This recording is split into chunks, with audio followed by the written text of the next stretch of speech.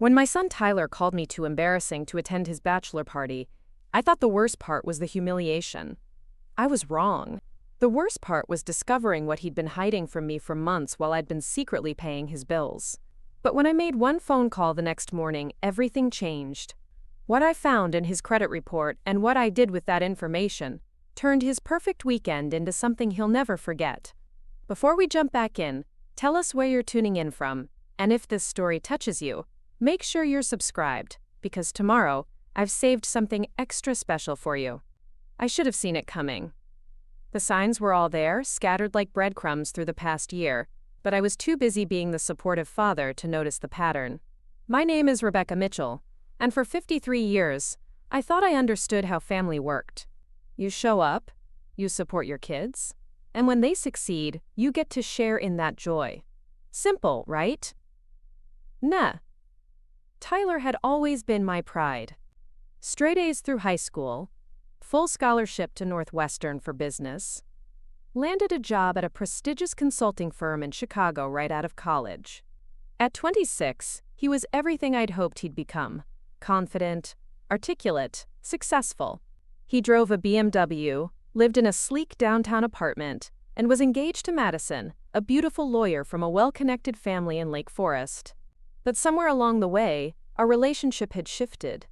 It happened so gradually that I didn't notice at first. The weekly phone calls became monthly. The dinner invitations became sporadic. When I did see him, there was a distance in his eyes, like he was looking past me towards something more important. I told myself it was natural. He was building his own life. But deep down, something felt off. Perko. The bachelor party invitation arrived on a Tuesday in March. I found it in my mailbox between utility bills and grocery store flyers. A thick, cream-colored envelope with Tyler's name embossed in gold lettering. My hands actually trembled as I opened it. Inside was the most elaborate invitation I'd ever seen for what used to be called going out for beers with the guys. Join Tyler Mitchell for an unforgettable bachelor weekend in Las Vegas, it read. 3 days of luxury, adventure, and celebration. The itinerary included a private jet, a penthouse suite at the Bellagio, VIP access to exclusive clubs, a private poker tournament, and something called a gentleman's experience that I didn't want to think too hard about. At the bottom, in smaller print, was a line that made my heart skip. Investment required. $3,500 per person. $3,500. For a weekend. I stared at that number, reading it over and over, trying to make sense of it. That was more than I spent on groceries in 3 months. But this was Tyler's bachelor party. This was supposed to be a once-in-a-lifetime celebration, and he'd invited me.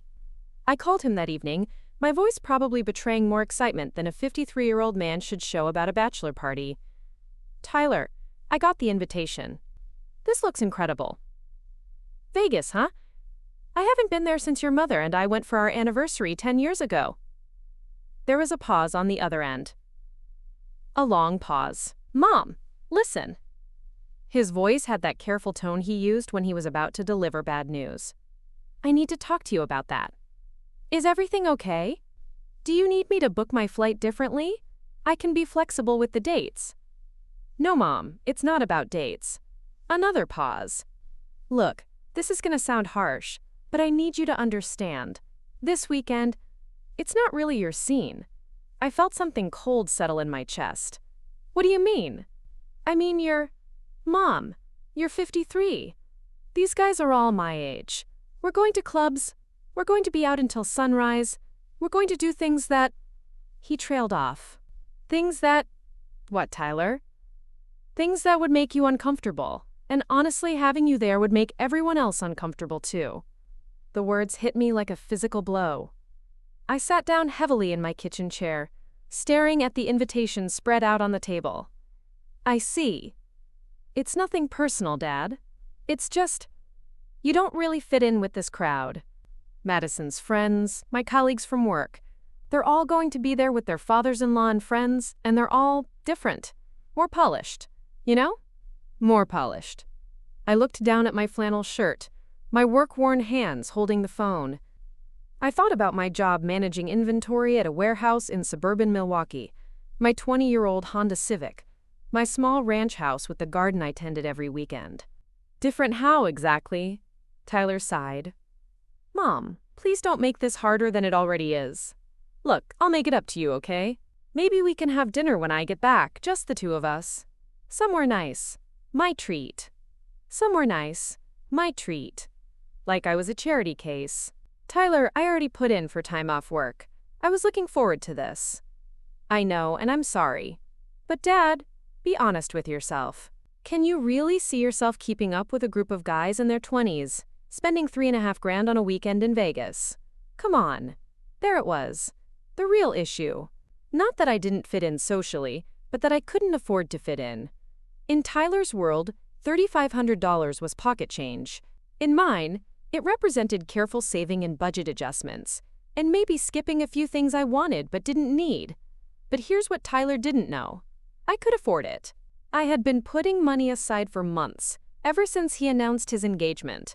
I'd been planning to surprise him with something special, some way to show him how proud I was. The bachelor party seemed perfect. Actually, Tyler, the money isn't a problem. Dad? His voice carried a tone I'd never heard before. Embarrassment? Shame? Look, it's not just about the money. It's about… God, this is so awkward. You don't really understand the lifestyle we're living now.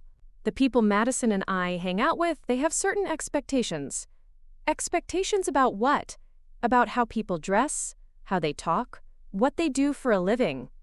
Dad, you're a warehouse manager.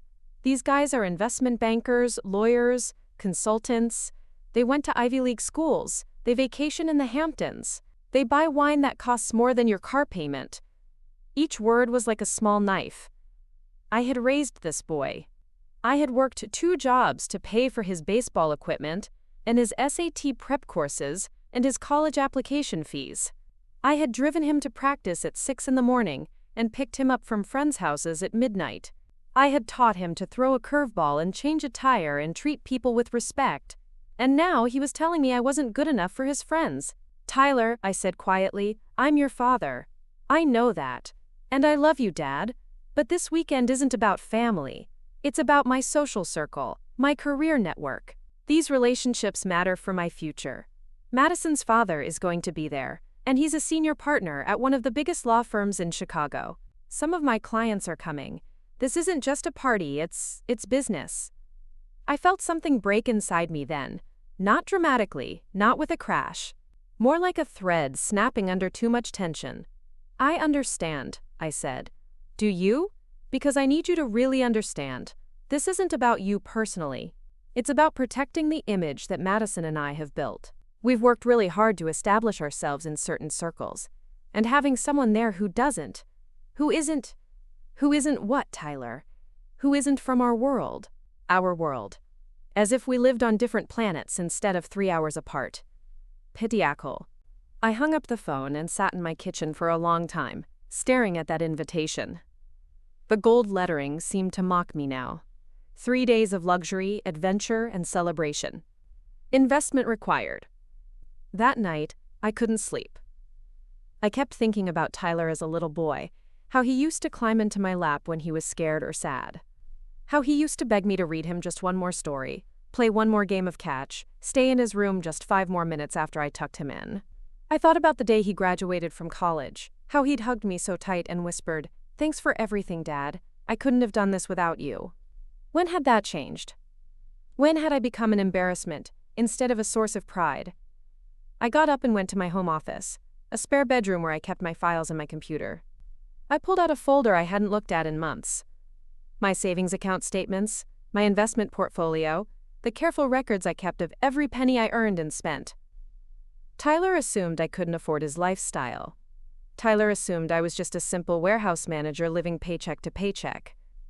Tyler had no idea that his embarrassing mother had been quietly building wealth for 20 years, investing carefully, living below my means, preparing for retirement and for emergencies and for opportunities to help my family when they needed it. I had enough money sitting in various accounts to buy Tyler's BMW in cash. I had enough saved to pay for his entire wedding without touching my retirement funds. I had been planning to surprise him with a down payment on a house as a wedding gift. But more than that, I realized as I sat there surrounded by financial documents in the middle of the night, I had something Tyler didn't know about. Something that would have shocked him if he'd bothered to ask about his old man's life, instead of assuming he knew everything about it. For the past 18 months, Tyler had been in financial trouble. I knew this because Tyler didn't know that I had co-signed on several of his loans years ago. His college loans, his car loan, his first apartment lease. When you co-sign, you get copies of statements. You get notification when payments are late. You get phone calls when accounts go into default. Tyler had been making minimum payments on his credit cards for over a year. His student loans were in forbearance. He'd taken out a personal loan 6 months ago that I was pretty sure Madison didn't know about, and just 3 weeks ago he'd missed his car payment for the second time. The successful consulting job, the downtown apartment, the expensive lifestyle, it was all smoke and mirrors.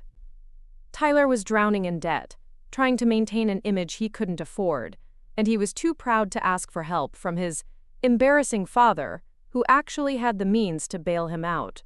As I sat there in my small home office at 2 in the morning, surrounded by evidence of both my financial stability and my son's financial recklessness, I made a decision. Tyler wanted to protect his image? Fine. I was about to show him what happened when you built your life on borrowed money and borrowed time, while pushing away the people who actually cared about you. The bachelor party was in 3 weeks. That gave me plenty of time to make some very interesting phone calls. Moniacal actually care of. Preparing and narrating this story took us a lot of time, so if you are enjoying it, subscribe to our channel, it means a lot to us. Now back to the story. The next morning, I called in sick to work for the first time in 3 years. I needed time to think, to plan, and most importantly, to gather information.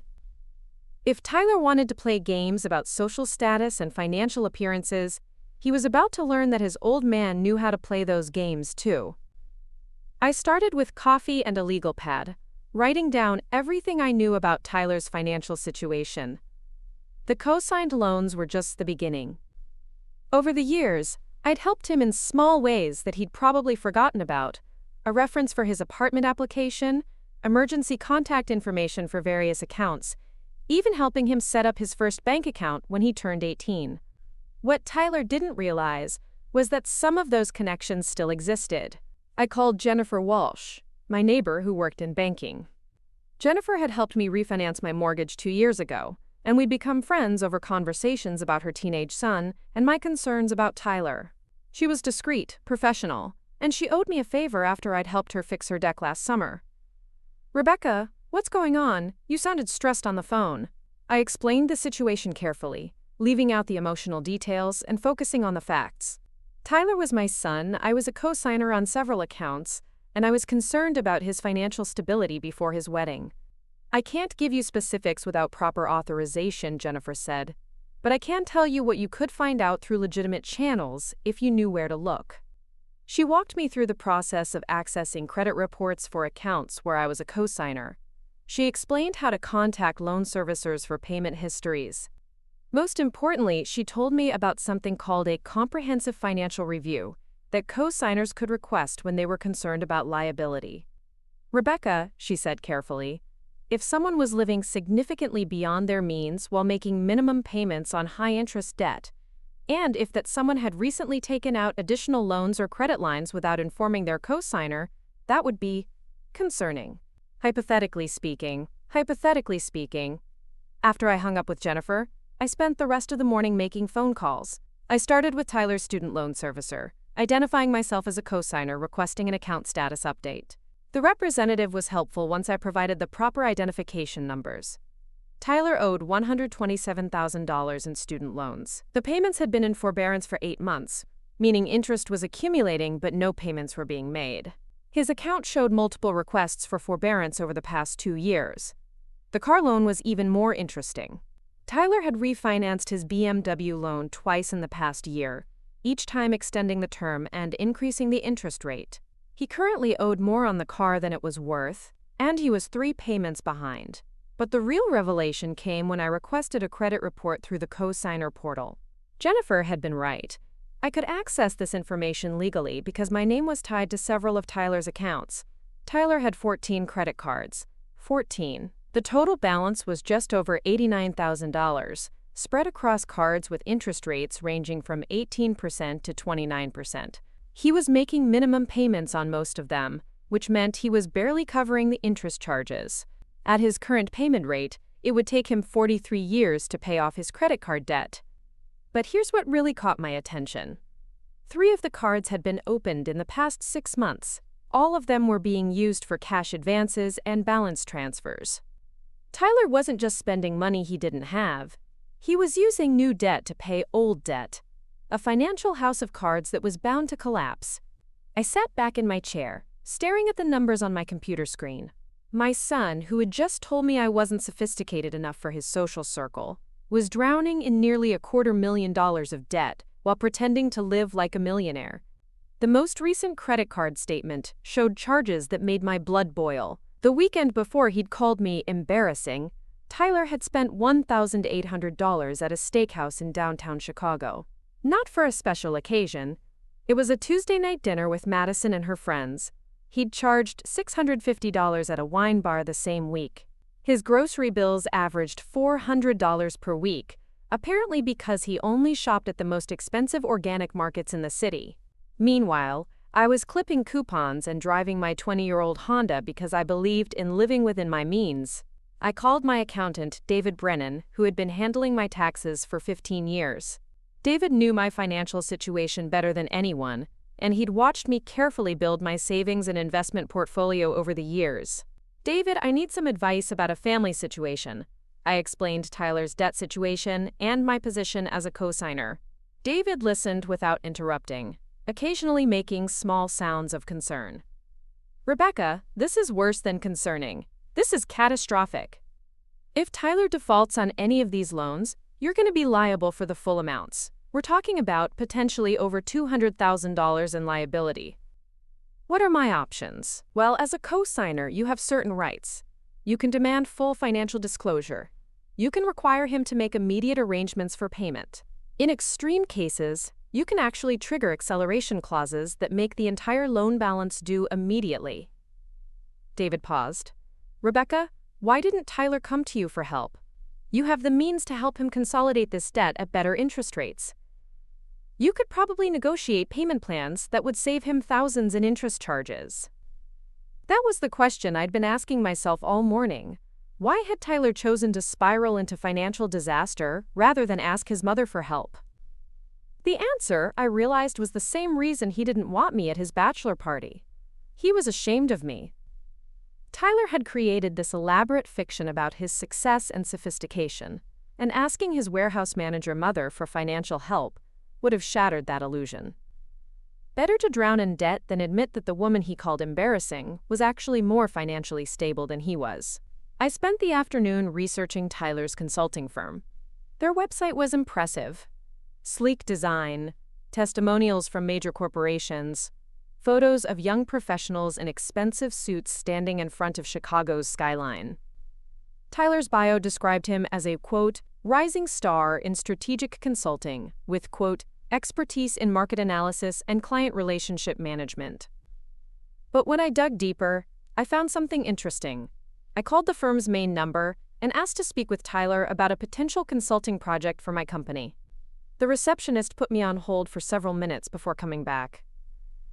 "I'm sorry, but Tyler Mitchell is currently on administrative leave. Can I connect you with another consultant?" Administrative leave. I declined the transfer and hung up, my mind racing. Administrative leave could mean anything: health issues, performance problems, or worse. But combined with Tyler's financial situation, it painted a very clear picture. I called my old friend, Mike Rodriguez, who worked in HR for a large corporation in Chicago. Mike had dealt with employee financial problems before, and he knew how to read between the lines. Mike, hypothetically, if someone was on administrative leave from a consulting firm, what would that usually mean? Depends on the firm, but in consulting, usually means either they screwed up with a client, they're under investigation for something, or they're being pushed out quietly.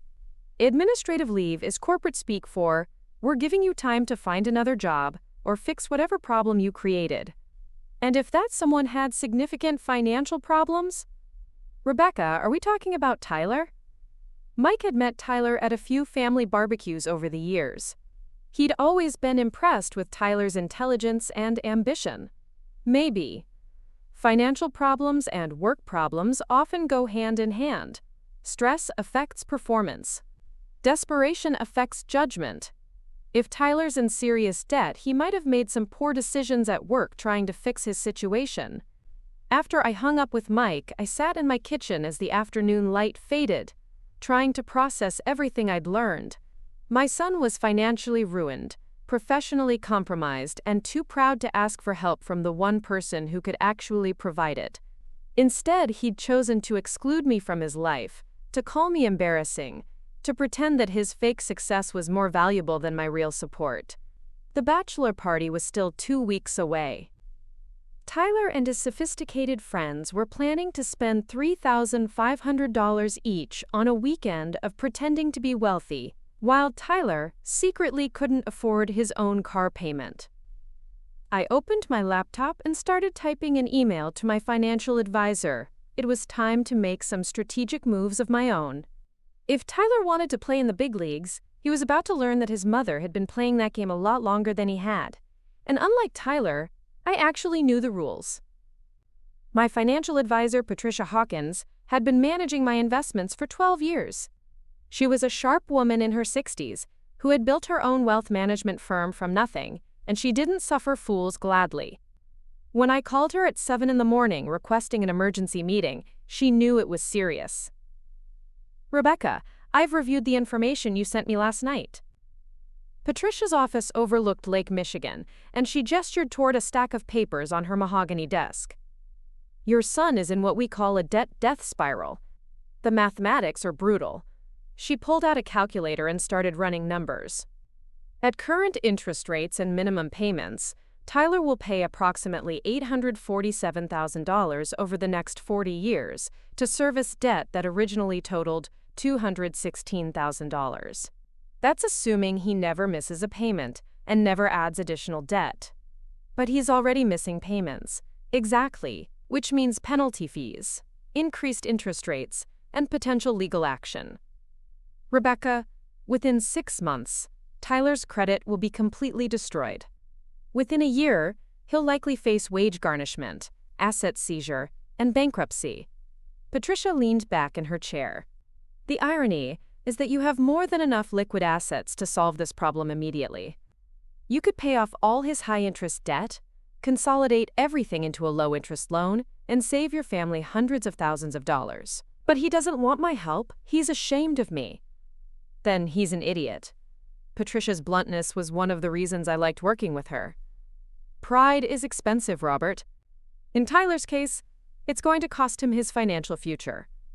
We spent the next hour developing what Patricia called financial leverage strategies. As Tyler's co-signer, I had legal rights that most people didn't understand. I could demand immediate transparency about his financial situation. I could require him to attend financial counseling. Most importantly, I could protect my own interests by taking action that would force Tyler to face reality. There's something else, Patricia said, pulling out another folder. I did some research on this bachelor party. The company organizing it is called Platinum Experiences. They specialize in ultra-luxury events for wealthy young professionals. She showed me a brochure that made Tyler's invitation look modest. Private jets, 5-star accommodations, exclusive access to venues that weren't available to the general public. The kind of experiences that cost more than most people's annual salaries. Rebecca, Platinum Experiences requires full payment 30 days in advance. No exceptions. If Tyler is planning this party, he's already paid his share plus potentially the deposits for other attendees. We're talking about $15,000 to $20,000 out of pocket. I felt my stomach drop. Money he doesn't have. Money he borrowed. Probably through another cash advance or personal loan. Patricia pulled up Tyler's most recent credit report on her computer. There it was. A $25,000 personal loan from a high-risk lender, taken out 6 weeks ago. The interest rate was 34%, and the loan term was only 2 years. Tyler's monthly payment on this single loan was $1,487. He borrowed $25,000 to throw a bachelor party, I said quietly. He borrowed $25,000 to maintain an image. The bachelor party is just the latest expense in a pattern of financial self-destruction. I left Patricia's office with a detailed plan and a sick feeling in my stomach. Tyler wasn't just making poor financial decisions. He was systematically destroying his future to impress people who probably didn't care about him as much as he thought they did. That afternoon, I drove to Tyler's apartment building in downtown Chicago. I'd only been there once before, when he'd first moved in 2 years ago. The building was impressive, glass and steel, with a doorman and valet parking. The kind of place that charged $3,000 a month for a one-bedroom apartment just so residents could say they lived downtown. Chacho, I didn't go up to Tyler's apartment. Instead, I sat in my Honda across the street and watched. Around noon, Tyler emerged wearing an expensive suit, walking quickly with his phone pressed to his ear. Even from a distance, I could see the tension in his shoulders, the way he kept running his free hand through his hair. He got into his BMW, the car he was 3 payments behind on, and drove away. 20 minutes later, Madison appeared. She was beautiful, perfectly dressed, carrying designer shopping bags. She handed her keys to the valet and disappeared into the building without acknowledging the doorman who held the door for her. This was Tyler's world. Expensive, polished, superficial. A world where appearances mattered more than substance, where image was more important than integrity. A world that was costing my son his financial future, V. I drove home and spent the evening researching Madison's family. Her father, Richard Hamilton, was indeed a senior partner at one of Chicago's most prestigious law firms. Her mother served on the boards of several charitable organizations. They lived in a mansion in Lake Forest that was worth more than I would earn in 10 lifetimes. But here's what was interesting. Richard Hamilton had built his wealth the old-fashioned way. He'd grown up middle class, worked his way through law school, and built his practice through decades of hard work and smart decisions. In interviews, he talked about the importance of financial responsibility and living within your means. Madison, on the other hand, had never wanted for anything. She'd attended private schools, spent summers in Europe, and graduated from Northwestern Law without a penny of student debt. She was beautiful, intelligent, and completely disconnected from financial reality. I found her social media accounts. Instagram posts from expensive restaurants, vacation photos from exotic locations, shopping trips that probably cost more than most people's monthly salaries. Every image was perfectly curated, designed to project success and sophistication. Tyler was trying to keep up with someone who had never had to worry about money, using borrowed funds to maintain a lifestyle that was bankrupting him. And rather than admit he couldn't afford it, he was pushing away the one person who could actually help him. That night, I made a series of phone calls that would change everything. First, I called the customer service number for Tyler's car loan. As a cosigner, I had the right to make payments on the account. I paid the past due balance and brought the loan current, but I also requested that Tyler be notified immediately that a cosigner had made a payment due to delinquency. Next, I called Tyler's largest credit card company. Same process. I identified myself as a cosigner expressing concern about the account status. I didn't make a payment, but I requested a detailed statement of charges for the past 6 months and asked about options for account monitoring. Then I called my attorney, James Murphy, who had handled my divorce years ago and had remained a friend. I explained the situation and asked about my legal options as a cosigner. Rebecca, this is actually more common than you'd think. Adult children get in over their heads financially, and their parents who co-signed loans get stuck with the consequences. James was sympathetic, but practical. You have several options, but they're all nuclear options. You could demand immediate payment of the loans, which would force Tyler into default. You could remove yourself as a co-signer on future credit applications, which would destroy his ability to borrow money. You could even file a lawsuit to protect your interests. I don't want to destroy him, James. I want to save him. Sometimes those are the same thing. Sometimes people need to hit bottom before they'll accept help. The final call was the most important one. I contacted Platinum Experiences directly, identifying myself as Tyler Mitchell's father and expressing concern about my son's financial situation. The customer service representative was polite but firm. They couldn't discuss client information with unauthorized parties, but I didn't need them to discuss anything. I just needed them to know that someone was watching. I understand you can't share information about my son's account, I said, but I want you to know that I'm aware of his financial situation, and I'm concerned about his ability to meet his obligations. If there are any issues with payment, or if additional funds are required, please don't hesitate to contact me. I left my contact information and hung up. By 10 o'clock that night, my phone was ringing. Tyler's name appeared on the caller ID, and I let it ring 4 times before answering. Mom, what the hell did you do? Tyler's voice was sharp with panic and anger. Mom, what the hell did you do? I took a slow sip of my coffee, letting the silence stretch between us. 24 hours ago, Tyler had told me I was too embarrassing for his social circle. Now he was calling me at 10 o'clock at night, and for the first time in months, I had his complete attention. I made some phone calls, Tyler, as a responsible co-signer should. You have no right. Actually, I had every right.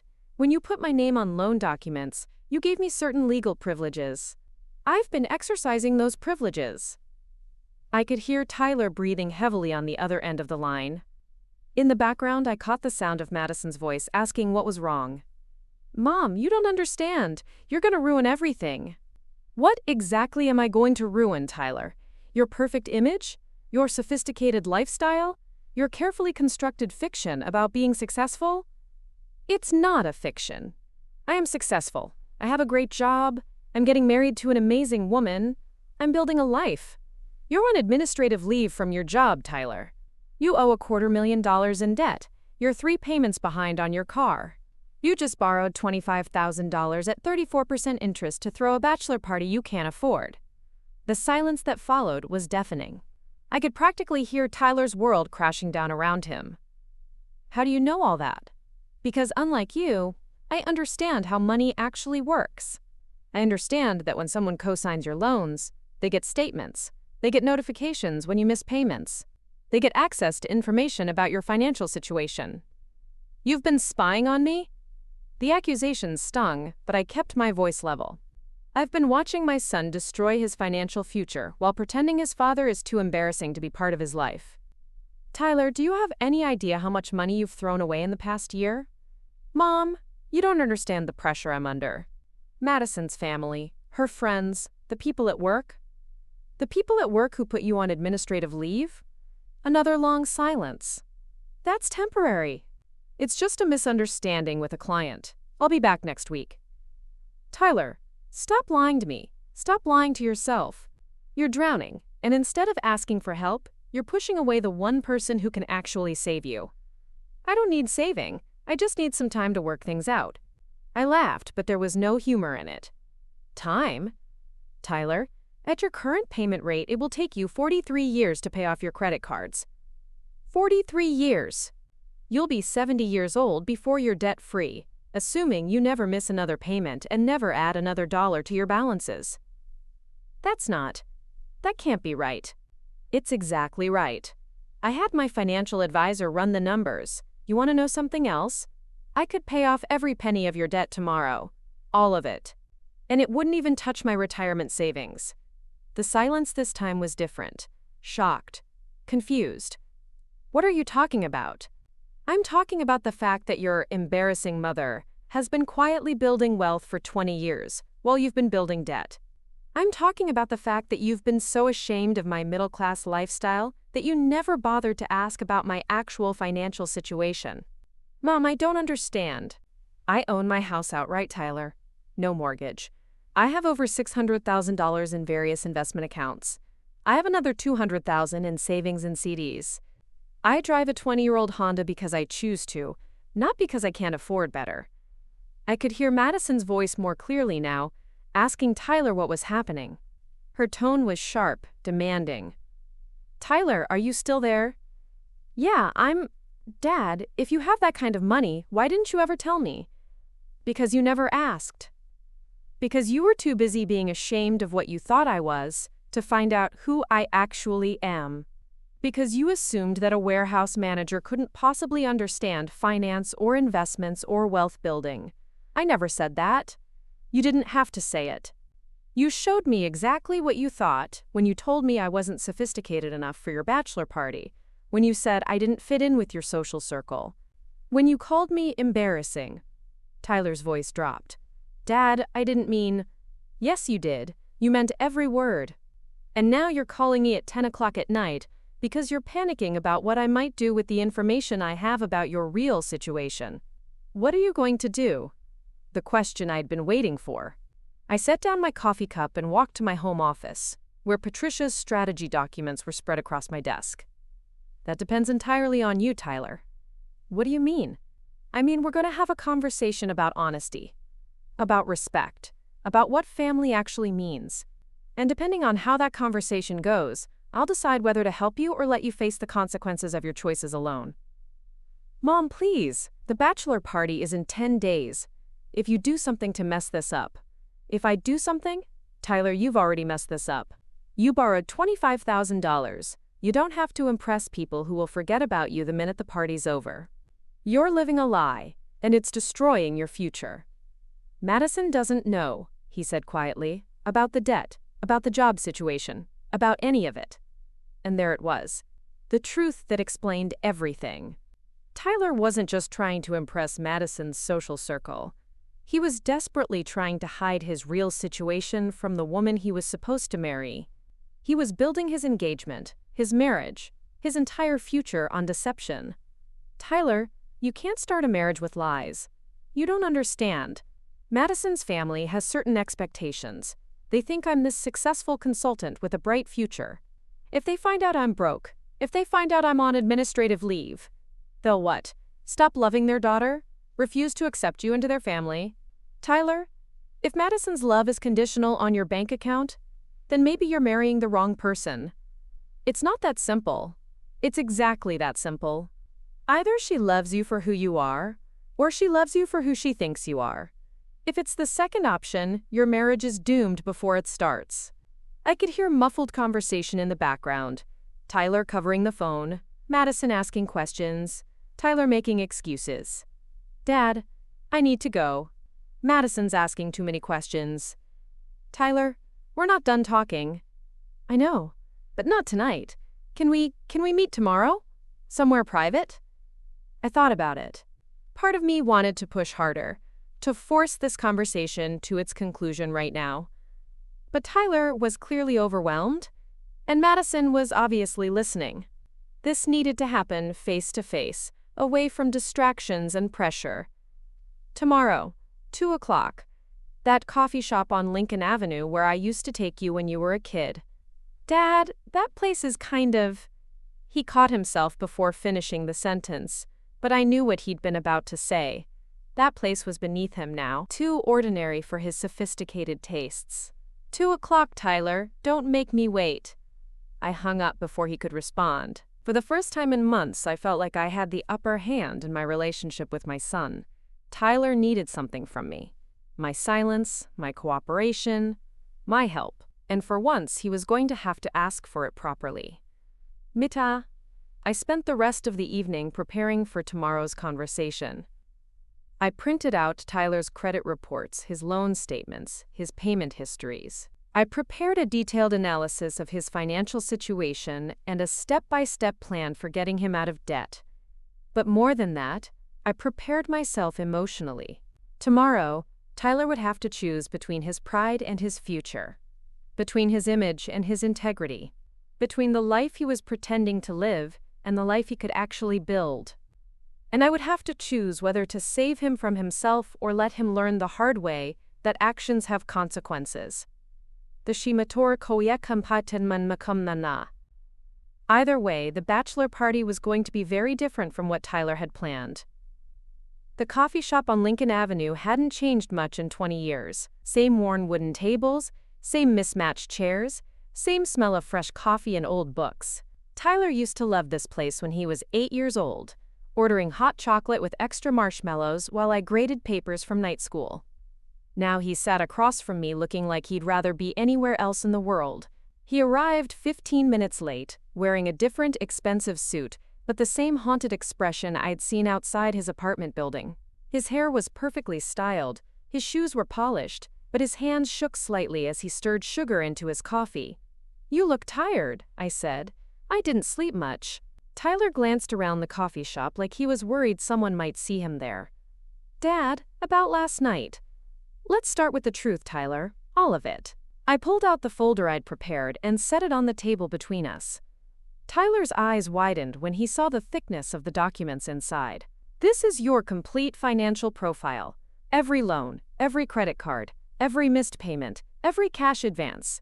I know about the personal loan you took out for the bachelor party. I know about the forbearance on your student loans. I know about the car payments you've missed."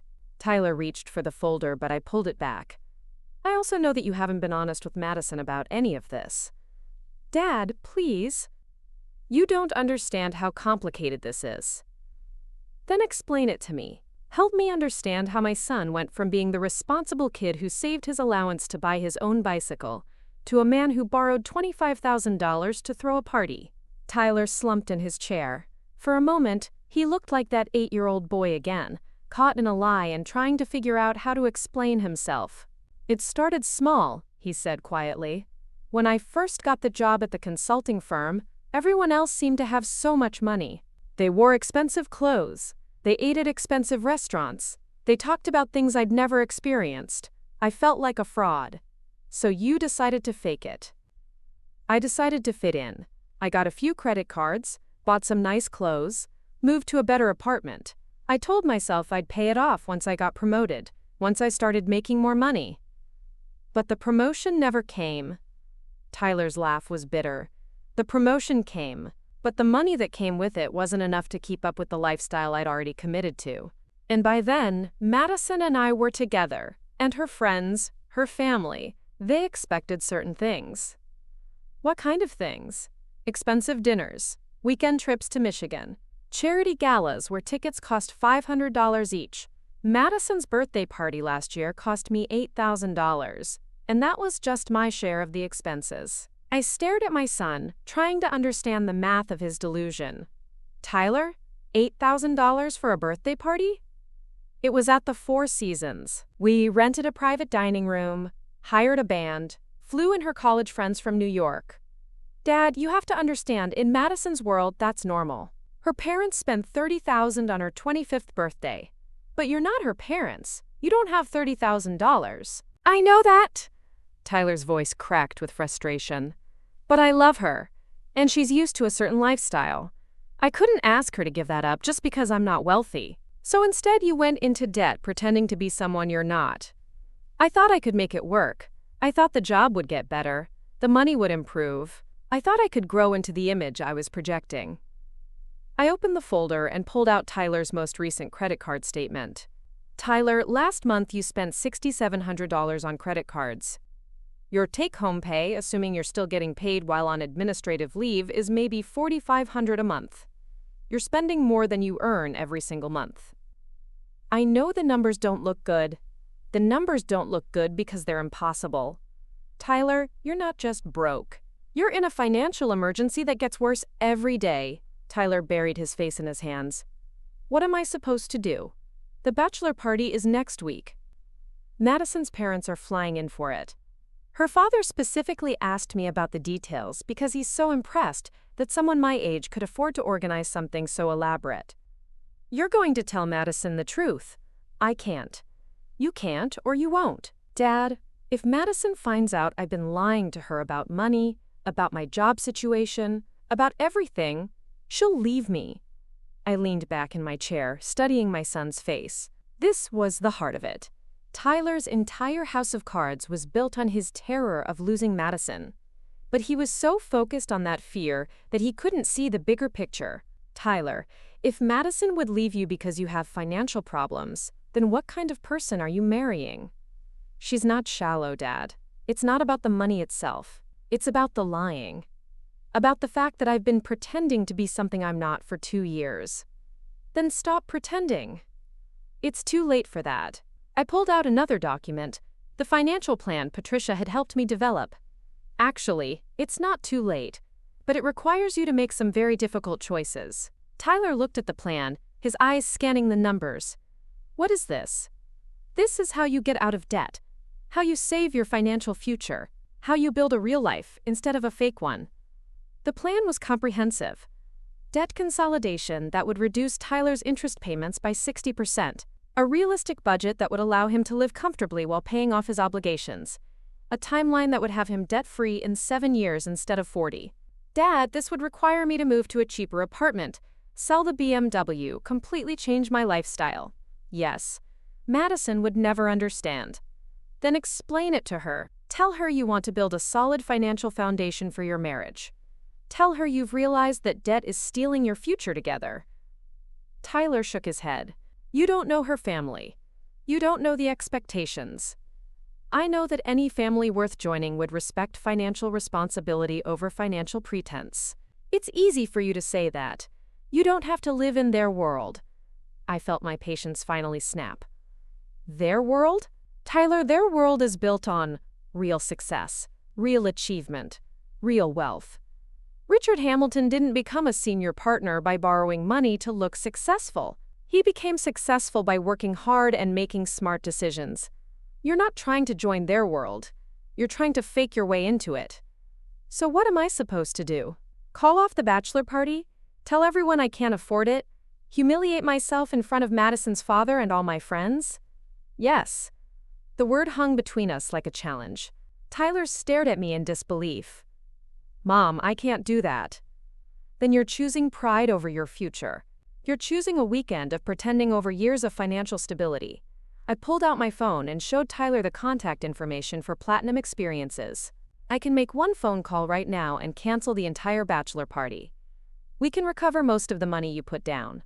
We can use that money to start paying off your debt and destroy my reputation in the process. Tyler, your reputation is already destroyed. You're on administrative leave from your job. You're 3 months away from defaulting on multiple loans. You're living a lie that's getting bigger and more expensive every day. Tyler stood up abruptly, his chair scraping against the floor. I can't do this. I won't do this. Then you'll do it alone. He froze. What do you mean? I mean, I'm done enabling this fantasy. If you choose to go through with this bachelor party, if you choose to keep lying to Madison, if you choose to keep pretending you can afford a lifestyle that's bankrupting you, then you'll do it without my name on any more loans, without my financial backing, without my help when everything collapses. Tyler's face went pale. Mom, you can't just abandon me. I'm not abandoning you. I'm offering you a choice. Accept help and change your life, or refuse help and face the consequences of your decisions. I stood up and put on my jacket. You have until tomorrow morning to decide. After that, I'm making some phone calls of my own. As I walked toward the door, Tyler called after me. Mom, what kind of phone calls?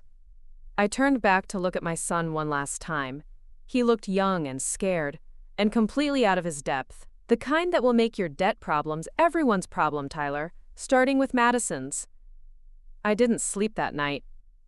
I sat in my kitchen until 3 in the morning, staring at my phone and waiting for Tyler to call. When the call finally came at 7:15 a.m., I was already dressed and drinking my second cup of coffee. Mom! Tyler's voice was hoarse, like he'd been up all night too. I need more time. Time for what? To figure this out, to find another solution. There has to be another way.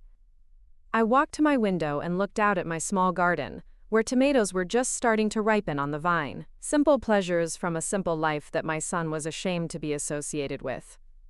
Tyler, the bachelor party is in 6 days. Platinum Experiences has your money. Your friends have booked flights. Madison's father has cleared his schedule. What exactly are you planning to figure out? I don't know. Maybe I can get an advance from work, or maybe I can negotiate a payment plan for some of the debt, or… Tyler, you're on administrative leave. You can't get an advance from a job you don't currently have. Silence. And what payment plan are you going to negotiate? You're already making minimum payments that will take you 40 years to pay off. The math doesn't change just because you don't like the numbers. There has to be something. I sat back down at my kitchen table, where Patricia's financial analysis was still spread out like evidence of Tyler's poor choices. There is something. I told you what it was yesterday. Accept help, change your lifestyle, and build a real future. Dad, I can't just cancel everything. Do you have any idea what people will think? I have an idea what people will think when you declare bankruptcy next year. I have an idea what Madison will think when she finds out you've been lying to her about everything. I have an idea what her father will think when he realizes his daughter is marrying someone who borrows money to pretend to be wealthy. It won't come to that. Tyler, it's already come to that. The only question is whether you're going to face it honestly or let it destroy you from the inside. I heard voices in the background. Madison asking Tyler who he was talking to. Tyler making excuses about work calls. I have to go, Tyler said quickly. Madison wants to finalize some wedding details today. Tyler, wait. But the line was already dead. I spent the morning making phone calls of my own. First, I called James Murphy, my attorney, and explained the situation. Rebecca, your son has put you in a very difficult position. As a co-signer, you're legally liable for his debts if he defaults. Given his current trajectory, default is almost inevitable. What are my options? You can remove yourself as a co-signer on future credit applications, which will cut off his access to new credit. You can demand immediate disclosure of all his financial obligations. You can require him to enter credit counseling. In extreme cases, you can accelerate the loans and demand immediate payment.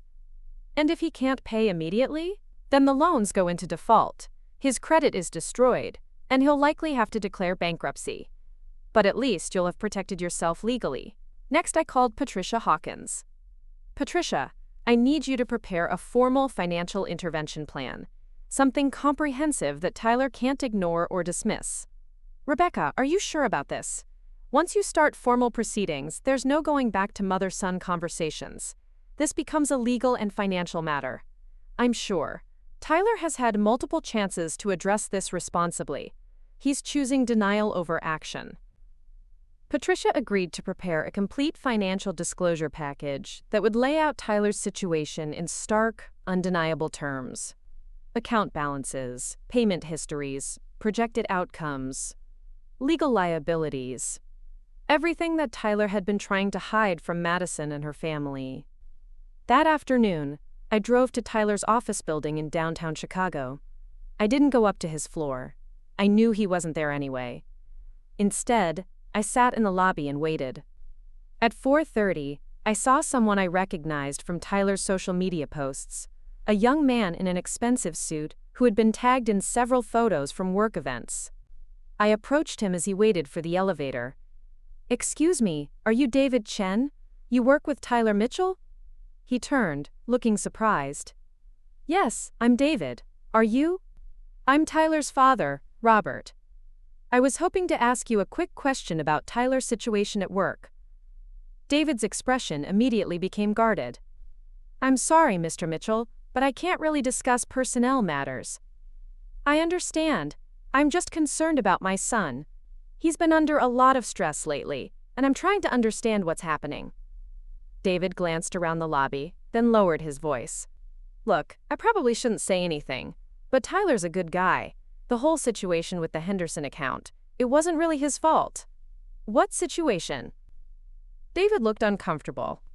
The client accused Tyler of inflating his expense reports and charging personal expenses to the project budget. Tyler denied it, but the numbers didn't add up. That's why he's on leave.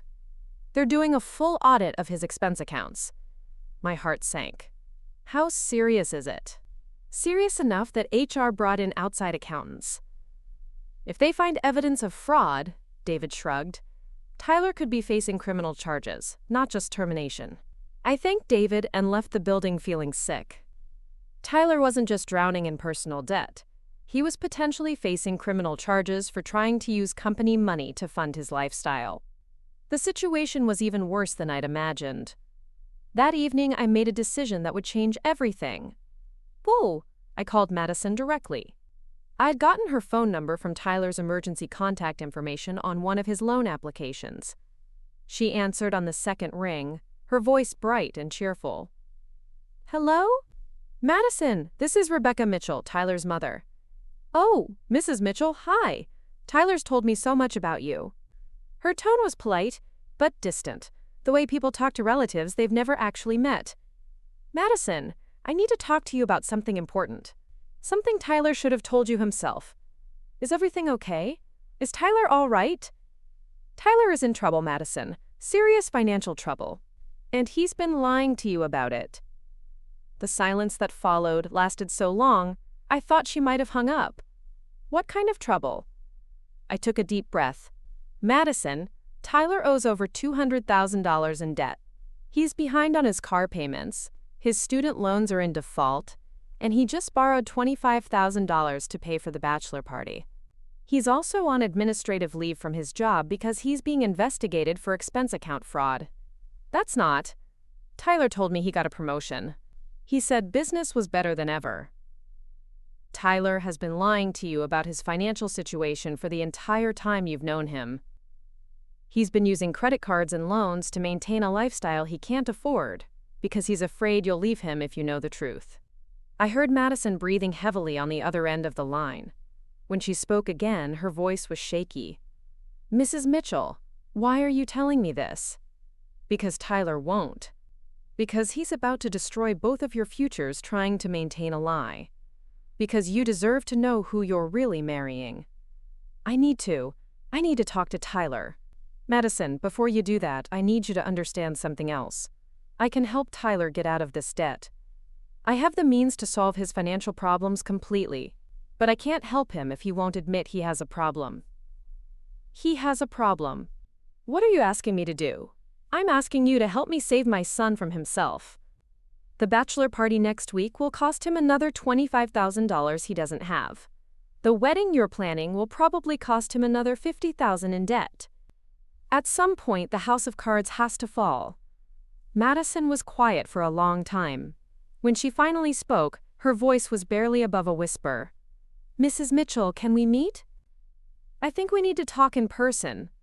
We arranged to meet the next morning at a cafe near her office. As I hung up the phone, I realized I had just done something that Tyler would never forgive me for. But sometimes saving someone means risking their hatred. Sometimes love means making the hard choice, even when it breaks your heart. Madison arrived at the cafe 15 minutes early, and I could see her through the window before I even parked. She sat rigidly at a corner table, her designer handbag clutched in her lap, staring at her untouched coffee like it might contain answers to questions she'd never thought to ask. When I walked in, she looked up with red-rimmed eyes that had clearly seen no sleep. The polished perfection I'd observed from a distance was gone, replaced by something raw and uncertain. "Mrs. Mitchell." She stood awkwardly, extending a manicured hand that trembled slightly. "Thank you for meeting me. Thank you for coming. And please, call me Rebecca." I ordered coffee and joined her at the table. Up close, Madison was even more beautiful than in her social media photos. But there was an intelligence in her eyes that the carefully curated images didn't capture. This wasn't just a privileged princess. This was a sharp young woman who was beginning to realize she'd been played.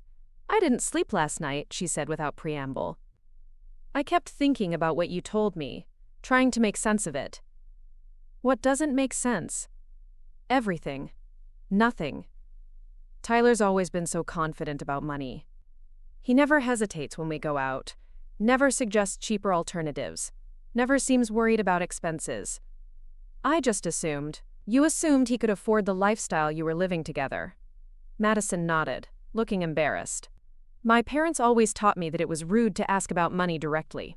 They said that people who could afford things didn't make a big deal about them, and people who couldn't would find ways to avoid expensive situations." Tyler found a way to avoid that conversation entirely. But how? I mean, we've been together for 2 years. We've talked about buying a house together, about honeymoon destinations, about having children. How could he hide something this big? I pulled out a simplified version of the financial documents I'd shown Tyler.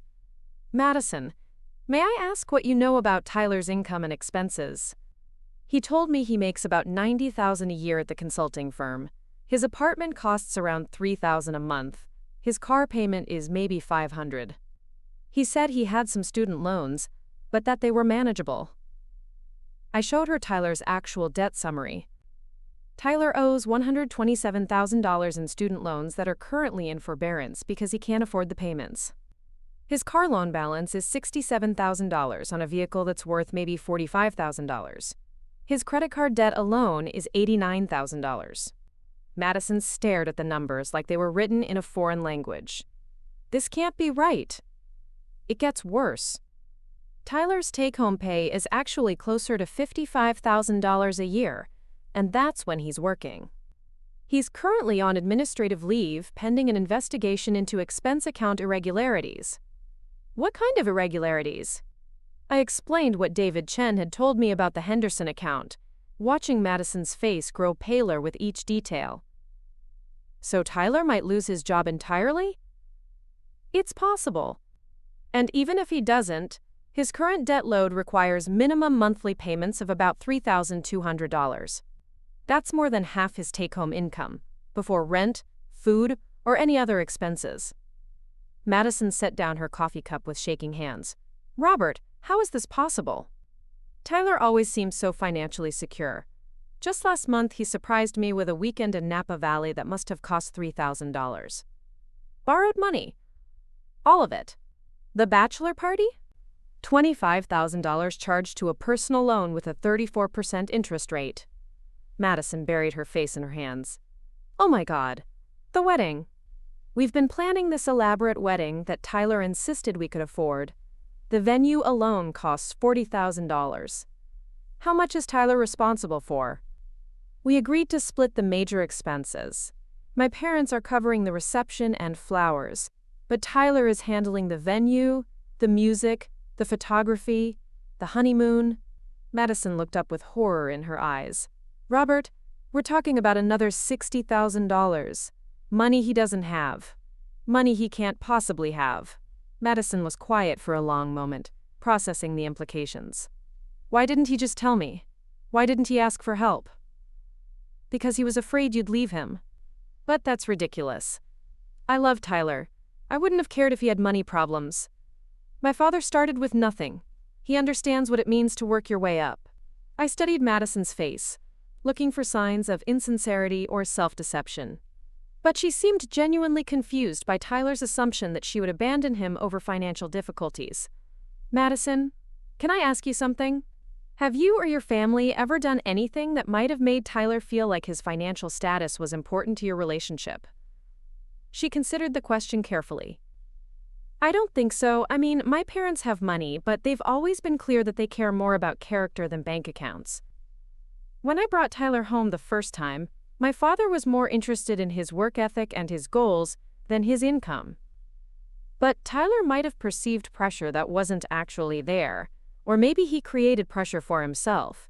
Rebecca, you have to understand something about Tyler. He's incredibly proud, sometimes too proud. When we first started dating, I offered to pay for dinner once, and he got genuinely upset. He said he would never let a woman pay for his expenses. I thought about Tyler's reaction to being called embarrassing. His need to prove himself worthy of Madison's sophisticated social circle. Pride had always been Tyler's weakness, but I'd never realized how completely it had taken over his judgment. Madison, I need to tell you something else. Tyler doesn't know I'm talking to you. I figured as much. If you confront him about this information, he's going to know it came from me. He's going to be furious, and he's probably going to cut me out of his life entirely.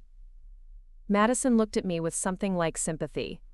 Rebecca, why are you risking that? Because I love my son more than I want him to like me. Because I'd rather have him hate me for telling the truth than watch him destroy his life with lies. What do you want me to do? I pulled out another document. The financial recovery plan Patricia had prepared. I want you to help me stage an intervention. A real one, with consequences Tyler can't ignore. Madison reviewed the plan, her eyes widening as she saw the scope of what would be required. This would mean completely changing our lifestyle, moving to a smaller apartment, selling Tyler's car, canceling the elaborate wedding we've been planning, and canceling the bachelor party. The bachelor party that's supposed to happen in 4 days. Madison, that bachelor party represents the difference between Tyler having a difficult financial situation and Tyler facing complete financial ruin. $25,000 in high-interest debt will take him years to pay off, even if he gets his job back and never adds another penny to his balances. Madison was quiet for several minutes, staring out the window at the Chicago skyline where Tyler had been pretending to build his successful life. What happens if Tyler refuses to accept help? Then I remove myself as cosigner from all his accounts, which will immediately trigger default notices on several loans. I stop providing any financial safety net, which means Tyler will have to face the full consequences of his choices alone. And if the investigation at his job finds evidence of fraud, then Tyler could face criminal charges. Madison, we're not just talking about financial problems anymore. We're talking about Tyler's entire future. Madison closed her eyes. I need to call my parents. Are you going to tell them about Tyler's situation? I'm going to tell them that the wedding needs to be postponed, that Tyler and I need time to work through some issues before we get married. I felt a surge of respect for this young woman. Many people in her position would have simply walked away. Instead, she was choosing to fight for her relationship while being honest about its problems. And the bachelor party? Madison pulled out her phone. I'm going to call Tyler right now and tell him that I know everything. I'm going to give him one chance to be honest with me, to accept help, and to start making responsible decisions. And if he refuses? Madison's jaw set with determination that reminded me of her father's reputation in the courtroom. Then I'm going to make some phone calls of my own. Starting with Platinum Experiences.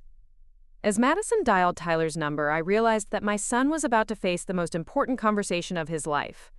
And for the first time in months, he was going to have to tell the truth. Tafas Polakin, Aprvila Tafas Polakin, Kortilida. Whether he wanted to or not. Madison's fingers hovered over Tyler's contact for a long moment before she pressed call. I watched her face transform from uncertainty to steely resolve as the phone rang. Tyler? We need to talk. Right now. Even from across the table, I could hear Tyler's voice, bright and cheerful, asking if everything was okay. No, Tyler. Everything is not okay. I'm sitting here with your father, and I know everything. The debt, the job situation, the lies. All of it. The silence that followed was so complete, I could hear the espresso machine hissing across the cafe. Madison, I can explain. You have 1 hour, Tyler. Meet us at my apartment. And Tyler? Don't even think about lying to me anymore. I've seen the financial statements. She hung up and looked at me with tears in her eyes. I've never heard him speechless before. How do you feel? Angry, heartbroken, confused. Madison wiped her eyes with a napkin. But also relieved. Finally, I understand why Tyler always seemed so stressed, why he's been distant lately, why he gets defensive whenever money comes up in conversation. We drove separately to Madison's apartment in Lincoln Park, a beautiful converted brownstone that probably cost more per month than most people's salaries. Tyler's BMW was already parked outside, crooked and taking up 2 spots like he'd arrived in a panic. Madison led us into her apartment, and we found Tyler pacing in her living room like a caged animal. He looked terrible. His expensive suit was wrinkled, his hair disheveled, his face pale with stress and exhaustion. Mom, how could you do this to me? Tyler's voice cracked with emotion and fury. How could you go behind my back and destroy my relationship? I didn't destroy anything, Tyler. I revealed what was already broken. You had no right. I had every right. I stepped closer to my son, years of frustration and disappointment finally boiling over. I co-signed your loans, Tyler. I'm legally liable for your debts. I have the right to know when you're destroying your financial future and taking me down with you. Madison moved between us, her voice calm but firm. Both of you, sit down. Tyler, your mother didn't destroy our relationship. Your lies did that. Tyler sank onto Madison's white leather sofa, his head in his hands. Madison, you have to understand. I was going to tell you. I just needed more time to figure out a solution. What solution, Tyler? You owe $250,000. Your minimum monthly payments are more than half your income, assuming you still have a job to go back to. What magical solution were you planning to discover? I thought maybe I could get a better job, or maybe consolidate the debt somehow, or... Tyler, stop! Madison sat down across from him, her voice gentle but unwavering. Look at me. Tyler raised his head, and I saw tears in his eyes for the first time since he was a child. Do you love me? Madison asked. Of course I love you. Madison, you're everything to me. That's why I couldn't tell you about this. I was terrified you'd leave. Then why didn't you trust me enough to be honest? Because I'm not good enough for you. I never was. Your family, your friends, your life. It's all so perfect and sophisticated and expensive. I'm just a guy from Milwaukee whose dad works in a warehouse. Madison looked at Tyler like she was seeing him clearly for the first time. Tyler, do you have any idea how insulting that is? To me, to my family, to your father? What do you mean? You assumed I was so shallow that I'd abandon you over money problems. You assumed my family cared more about your bank account than your character. And you assumed your mother was too unsophisticated to understand finance or success.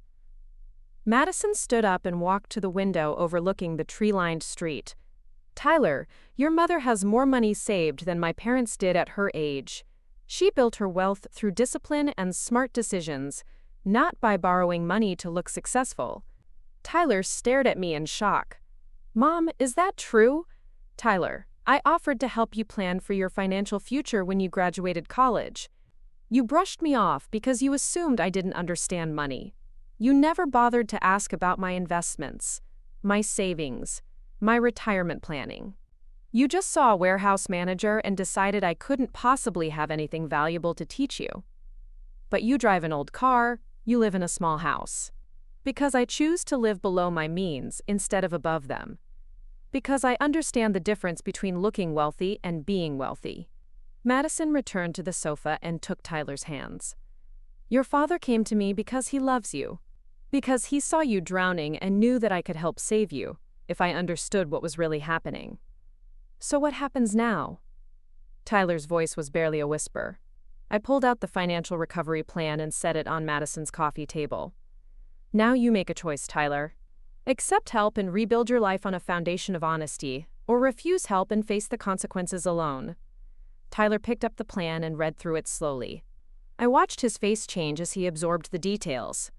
The debt consolidation that would cut his interest payments in half, the budget that would allow him to live comfortably while paying off his obligations, the timeline that would have him debt-free before his 30th birthday.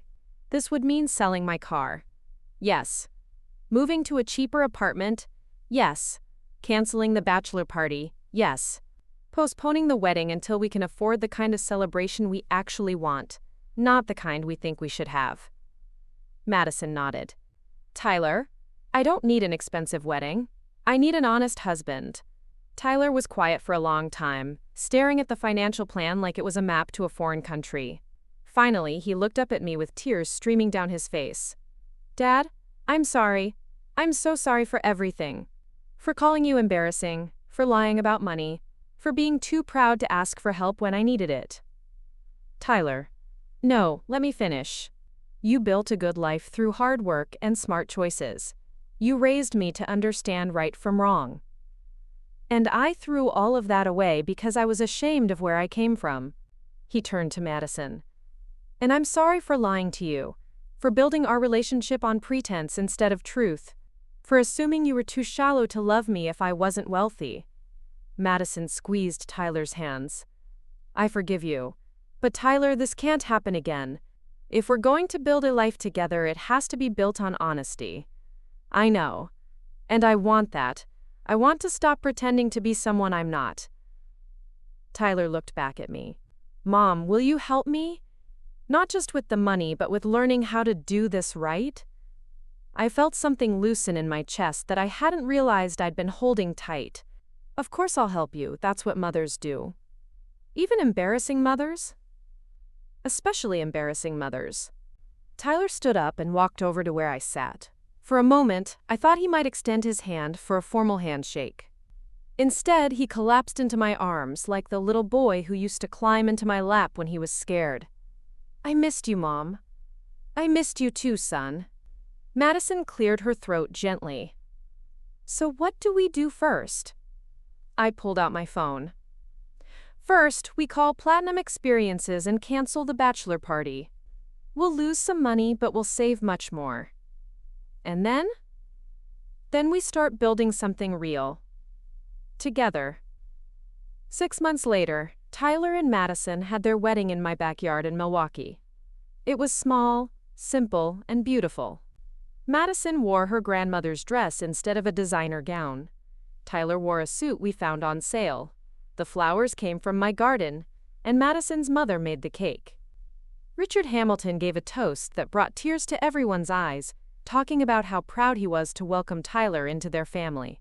Not because of Tyler's financial status, but because of his character and his commitment to building an honest life with Madison. Tyler got his job back after the investigation cleared him of any wrongdoing. It turned out the expense account discrepancies were due to an administrative error, not fraud. He moved into a modest apartment 20 minutes from downtown, bought a reliable used car, and started following a strict budget that would have him debt-free in 5 years. But more than that, Tyler started calling me every Sunday. We talked about investments, about life decisions, about the difference between success and the appearance of success. He asked for advice about budgeting, about career planning, about building the kind of future that couldn't be taken away by a missed payment or a market crash. And sometimes, we just talked about baseball, or the weather, or what I was growing in my garden. The ordinary conversations between a mother and son who had finally learned to value what they had instead of being ashamed of what they weren't. Tyler never apologized again for calling me embarrassing. He didn't need to. Instead, he introduced me to his friends as my mom, who taught me everything I know about building real wealth. And that, I realized, was worth more than any apology could ever be. Up next, you've got 2 more standout stories right on your screen. If this one hits the mark, you won't want to pass these up. Just click and check them out. And don't forget to like, subscribe, and turn on the notification bell so you don't miss any upload from us.